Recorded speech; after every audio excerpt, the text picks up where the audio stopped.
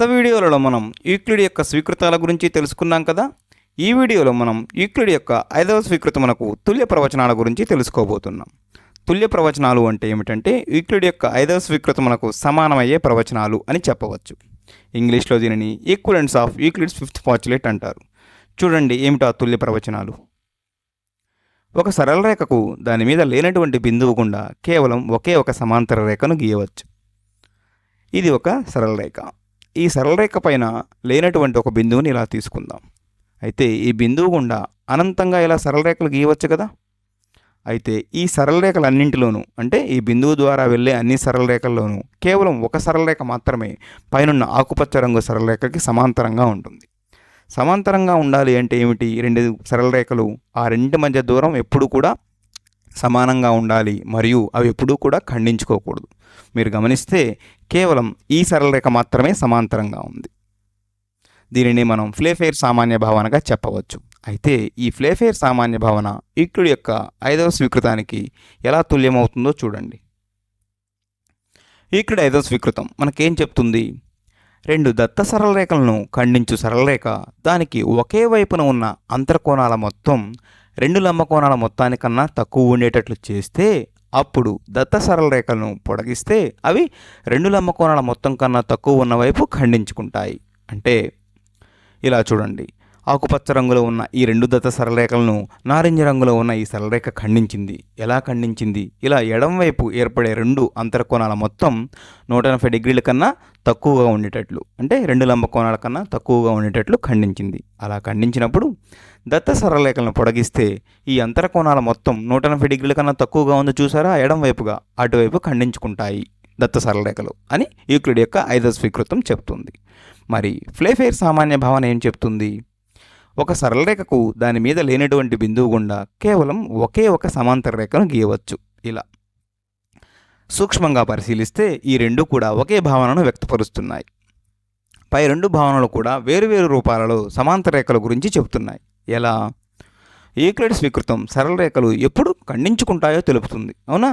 అదేవిధంగా ఫ్లేఫెయిర్ సామాన్య భావన సరళ రేఖలు ఎప్పుడు ఖండించుకోవో తెలుపుతుంది. ఖండించుకొని ఈ సరళ రేఖల్ని మనం ఏమన్నాం? సమాంతర రేఖలు అన్నాం. ఈ విధంగా యూక్లిడ్ యొక్క 5వ స్వీకృతము ఫ్లేఫెయిర్ సామాన్య భావన తుల్యంగా ఉంది అని చెప్పవచ్చు. తరువాత రెండు రేఖలు వాటి మధ్య దూరం సమానంగా ఉండినట్లు అంతటా వ్యవస్థితమవుతాయి. అంటే అర్థం ఏమిటంటే ఇది ఒక రేఖ, సరళ రేఖ. ఈ సరళ రేఖకు ప్రక్కనే మరొక సరళ రేఖ ఇలా ఉంది. అయితే ఈ రెండు సరళ రేఖలు ఎలా ఉన్నాయంటే అనంతంగా వాటి మధ్య దూరం ఎప్పుడూ కూడా సమానంగా ఉండేటట్లు ఉన్నాయి. ఇలా ఉన్న ఈ రెండు సరళ రేఖలను మనం ఏమని చెప్తాం? సమాంతర రేఖలుగా చెప్పవచ్చు. ఇది పాసిడోమినస్ సామాన్య భావన. యూక్లిడ్ 5వ స్వీకృతం కొన్ని కోణ నియమాలను అనుసరించి సరళ రేఖలు ఎప్పుడు ఖండించుకుంటాయో తెలుపుతుంది. అదేవిధంగా పాసిడోమినస్ సామాన్య భావన ఏం చెప్తుంది? సమాంతర సరళ రేఖలు ఎల్లప్పుడూ సమాన దూరంలో ఉంటాయి కాబట్టి అవి ఖండించుకోవు. ఆ విధంగా ఇది అంటే పాసిడోమినస్ సామాన్య భావన యూక్లిడ్ యొక్క 5వ స్వీకృతానికి తుల్యంగా ఉంది అని మనం చెప్పవచ్చు. రెండు కూడా సమాంతర రేఖల గురించి చెబుతున్నాయి, అవునా? ఒక జత సమాంతర రేఖలలో ఒకదానిని ఏదైనా ఒక సరళ రేఖ ఖండించినా అది సమాంతర రేఖలలో రెండవ దానిని కూడా ఖండిస్తుంది. ఇది ప్రోక్లస్ సామాన్య భావన. అయితే ఇది యూక్లిడ్ యొక్క 5వ స్వీకృతానికి ఎలా తుల్యంగా ఉందో చూడండి. యూక్లిడ్ జ్యామితి ప్రకారం సమాంతర రేఖలు ఎలా ఉంటాయి? ఒకే తలంలో ఉంటాయి. తరువాత ఒకదానితో ఒకటి ఖండించుకోవు. చివరగా మూడవది, వేరొక సరళ రేఖతో ఖండించుకున్న సందర్భంలో రెండు ఒకే విధంగా ప్రవర్తిస్తాయి. చూడండి ఈ విషయం, వేరొక సరళ రేఖతో ఖండించుకున్న సందర్భంలో రెండు ఒకే విధంగా ప్రవర్తిస్తాయి. అంటే సమాంతర రేఖలో ఒక రేఖను ఖండిస్తే రెండవ రేఖను కూడా ఖండించాలి అని అర్థం. కాబట్టి తిరియగ్ రేఖ అంటే ఏమిటి? సమాంతర రేఖలను ఖండించే రేఖ. ఒక సరళ రేఖను ఖండించిన వేరొక సరళ రేఖను కూడా ఖండిస్తుంది. ఇది ప్రోక్లస్ సామాన్య భావన. ఈ విధంగా 5వ స్వీకృతానికి యూక్లిడ్ యొక్క 5వ స్వీకృతానికి తుల్యంగా ఉంది. తరువాత ఒక త్రిభుజంలోని కోణాల మొత్తం ఎల్లప్పుడూ స్థిరంగా ఉంటుంది మరియు ఆ మొత్తం రెండు లంబకోణాలు లేదా 180 డిగ్రీలకి సమానం. ఇది లెజెండర్ సామాన్య భావన. అంటే ఏమిటి?